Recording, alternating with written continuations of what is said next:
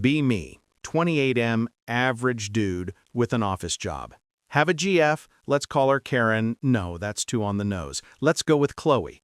Chloe, 26F, personal trainer, fit as a fiddle, thinks she's hot stuff. She is, not gonna lie, but she has this holier-than-thou attitude about physical stuff, especially when it comes to manly tasks.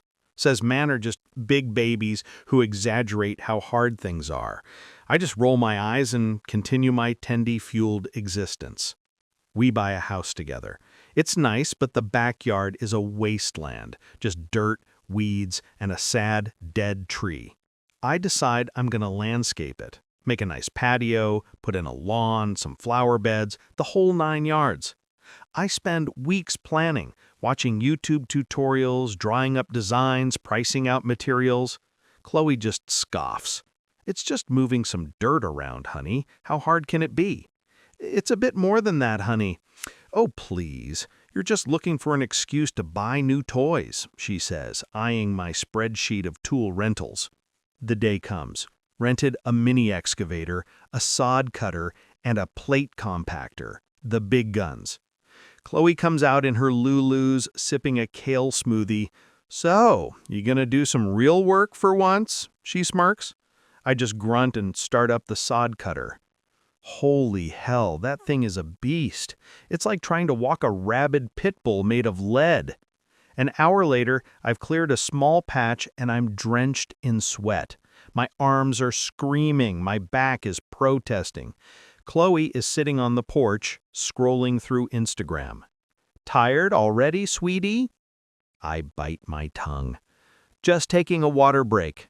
I chug a gallon of water and get back to it. The rest of the day is a blur of sweat, dirt, and cursing.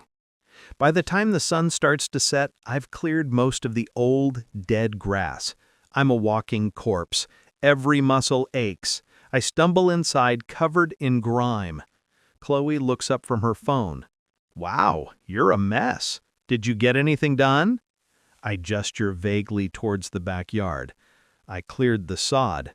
She peers out the window. That's it? It took you all day to do that?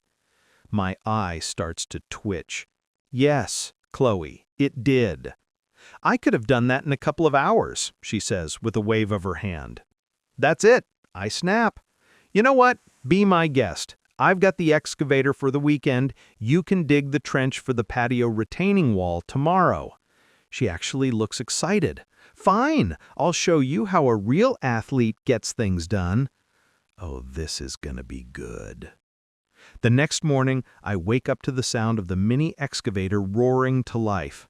I look out the window, and there's Chloe in the driver's seat, looking like a kid on Christmas morning. She's wearing a sports bra and shorts, ready for action. I make myself a cup of coffee and settle in to watch the show. For the first 10 minutes, it's just her figuring out the controls, jerky movements, the bucket flailing around like a drunken octopus. I can hear her yelling in frustration from inside. Eventually, she starts to get the hang of it. She starts digging. Or, at least, trying. Our soil is mostly clay and rocks. The bucket just scrapes along the surface, making a horrible screeching sound. She manages to dig a shallow little ditch, maybe a few inches deep. She gets off the excavator and looks at her handiwork, beaming. Then she gets a shovel and tries to clean up the edges. The shovel just bounces off the hard-packed clay. She tries again, putting all her weight into it. The shovel sinks in maybe half an inch. She lets out a frustrated sigh. She gets back on the excavator and starts ramming the bucket into the ground. The whole machine is shaking. I'm starting to get worried she's going to break it. After about an hour, she's managed to dig a trench that's about a foot deep and a few feet long. She's covered in dirt, her hair is a mess, and she's not smiling anymore. She gets off the machine and stomps over to the pile of retaining wall blocks.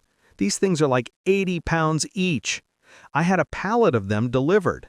She grabs one, grunts, and tries to lift it. It doesn't budge. She tries again, with a running start this time. She manages to get it a few inches off the ground before dropping it. She lets out a primal scream of rage. She spends the next hour trying to move these blocks. She tries rolling them, she tries dragging them. She manages to get one block to the trench, and it promptly falls in and shatters. She just stands there, staring at the broken block for a full minute. I can see the gears turning in her head.